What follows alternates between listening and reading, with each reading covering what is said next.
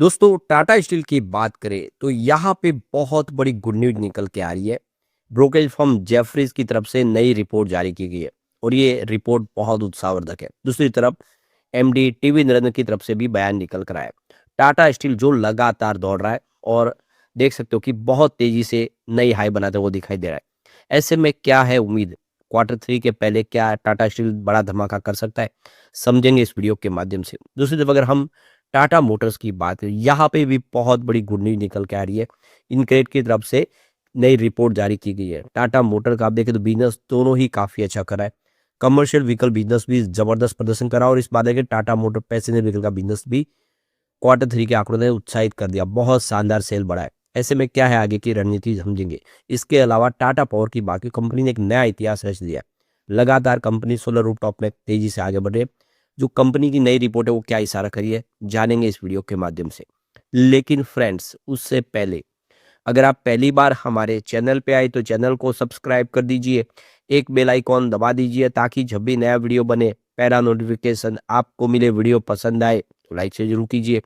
चलो friends video start करते हैं। मैं हूँ आपका दोस्त एसपी दवे और हमारे अपने चैनल ऑनलाइन कमाई में आपका बहुत बहुत स्वागत है। तो सबसे पहले टाटा स्टील के कारोबार की बात करें तो 185 पर आप देखोगे क्लोजिंग देखने को मिली, जहाँ पे 1.56% की तेजी। तो अब यहाँ पे जो गुड न्यूज ये है कि कंपनी अपने ऑल टाइम यानी फ्रेश हाई पर आ गया है 186 पर, जो इसका 52 वीक का हाई है, लो 122 का है। तो स्टॉक लगातार बेहतर कर रहा है, काफी तेजी से दौड़ रहा है। तो यहाँ पे ब्रोकरेज फर्म जेफरीज ने नए साल 2024 को लेकर मेटल शेयरों पर अपना पॉजिटिव रुख अपनाया है। ब्रोकरेज फर्म ने 3 मेटल शेयरों को यहाँ पे पिक किया है। उनकी पसंद में यहाँ पे टाटा स्टील सबसे ऊपर है, फिर जेएसडब्ल्यू स्टील और जिंदाल स्टील। तो इन स्टील के शेयरों पे इस समय उनकी जो राय है वो बहुत वजह पॉजिटिव है। तो जेफरीज का यहाँ पे मानना है कि वित्त वर्ष 2026 से 2028 के बीच भारत की स्टील कंपनियों की जो वॉल्यूम ग्रोथ है वो 6 से 9% के सीएजीआर से आगे बढ़ती हुई दिखाई देगी। इसके अलावा हाल में दोबारा लागू की गई सेफगार्ड ड्यूटी से घरेलू स्तर पर स्टील की कीमतों को काफ़ी बड़ा सहारा मिलेगी। अब जो डंप होता था स्टील उसमें थोड़ी कमी आएगी। तो ब्रोकरेज फर्म को अनुमान है कि एशियाई बाजार में स्टील स्प्रेड जो इस समय 15 साल के निचले स्तर पर है, वहां से रिकवरी दिखा सकते हैं और एक संभावना पॉजिटिव बन सकते हैं स्टील सेक्टर के लिए। दूसरी तरफ जेफरीज ने एक दिलचस्प ऐतिहासिक ट्रेंड की ओर भी इशारा किया। बीते 18 सालों में जब भी टाटा स्टील या जेएसडब्ल्यू स्टील के शेयर ऐसे समय में खरीदे गए जब स्प्रेड्स 200 रुपए के प्रति टन के नीचे रहे, अब तब अगले साल इन शेयरों में अच्छा रिटर्न भी दिया है। बिल्कुल वो माहौल बन रहा है। तो एक तरह से देखिए स्टील शेयरों के लिए पॉजिटिव माहौल बन चुका है। तो ब्रोकरेज फर्म ने आउटलुक जो देखते हुए इसमें प्राइस आउटलुक को उनका कहना है कि ईपीएस में अनुमान संशोधन भी किया। जेफरीज ने वित्त वर्ष 2027-28 के लिए टाटा स्टील और जेएसडब्ल्यू स्टील की ईपीएस को क्रमशः 9 से 17% तक बढ़ा दिया है। अनुमान है कि स्टील कीमतों में आने वर्ष में जो भारतीय हॉट रोल्ड कॉइल है एचआरसी, उसकी कीमत में 54,000 से 54,500 प्रति टन मानकर ये तय किया गया है। फिलहाल स्पॉट प्राइस 48,500 प्रति टन के हिसाब से यहाँ पर वृद्धि होगी, जिसका फायदा स्टील सेक्टर को मिलेगा। तो यहाँ पे जो बयान निकल कर है टीवी नरेंद्र का, उनका कहना है कि 2025 में भारत में स्टील की कीमतें वो पिछले कई साल में सबसे कम हो गई। अरे 5 साल में रिकॉर्ड तो नीचे आ गई है और स्टील काफ़ी सस्ता हो गया है। और वो भी तब जब घरेलू डिमांड काफ़ी अच्छी बढ़ी हुई है, आपूर्ति भी दोनों मजबूत है।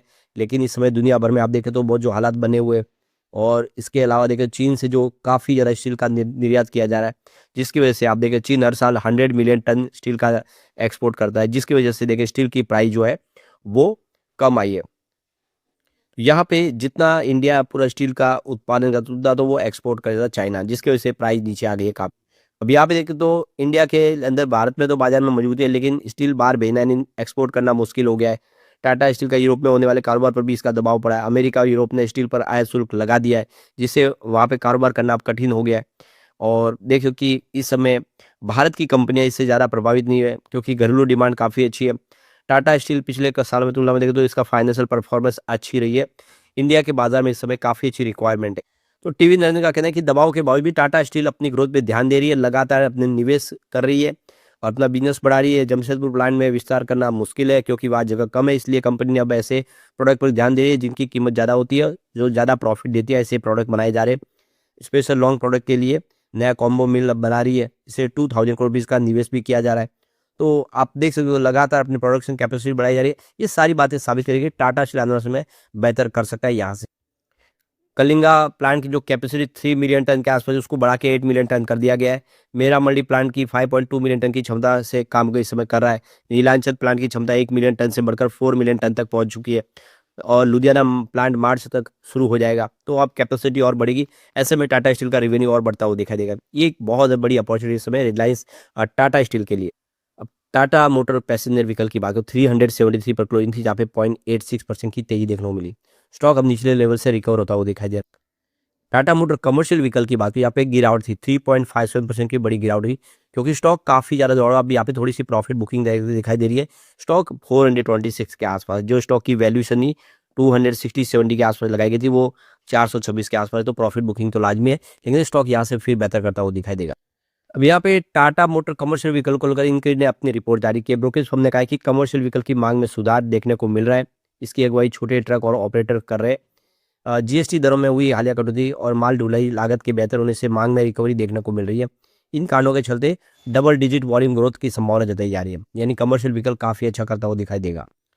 इनक्रेड का कहना है कि टायर, लुब्रिकेट्स, स्पेयर पार्ट जैसे इनपुट पर कम जीएसटी से छोटे ट्रांसपोर्ट की लागत घटेगी, जिससे कैश फ्लो में सुधार होगा। इसके अलावा वाहनों की कीमतें कम होने से पेबैक पीरियड घटेगा, वाहनों की अफोर्डेबिलिटी बढ़ेगी और खासतौर पर जीएसटी से रिवर्स चार्ज मैकेनिज्म भी शानदार होता हुआ दिखाई देगा।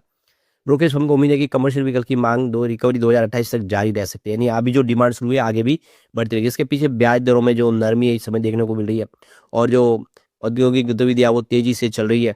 इनके ने इंडेक्स ऑफ इंडस्ट्रियल प्रोडक्शन यानी आईआईपी के जो सुधार का वाले थे वो कहा है कि ये संकेत है कि इंडस्ट्रियल ग्रोथ धीरे धीरे रफ्तार पकड़ रही है। सीधा फायदा ट्रांसपोर्ट और कमर्शियल व्हीकल को होगा और ये सेक्टर बेहतर करेगा। यानी टाटा मोटर के जो कमर्शियल व्हीकल बिजनेस के लिए एक बड़ी शानदार अपॉर्चुनिटी इस समय दिखाई दे रही है। अब यहाँ पे हम चलते हैं टाटा पावर की तरफ। 388 पर क्लोजिंग थी, जहाँ पे 1.30% की गिरावट देखने को मिली। तो यहाँ पे जो बड़ी गुड न्यूज निकल के रहे, टाटा पावर ने यहाँ पे प्रेस रिलीज किया और उन्होंने कहा कि टाटा पावर रिन्यूएबल लिमिटेड जो इनकी सब्सिडीज कंपनी है उसने एक नया माइलस्टोन अचीवमेंट कर लिया। 1 गीगावाट की रूफटॉप सोलर इंस्टॉलेशन कैपेसिटी पिछले 9 महीनों में प्राप्त कर ली है। फाइनली 2026 के 9 महीनों में 1 गीगावाट की कैपेसिटी प्राप्त कर ली है।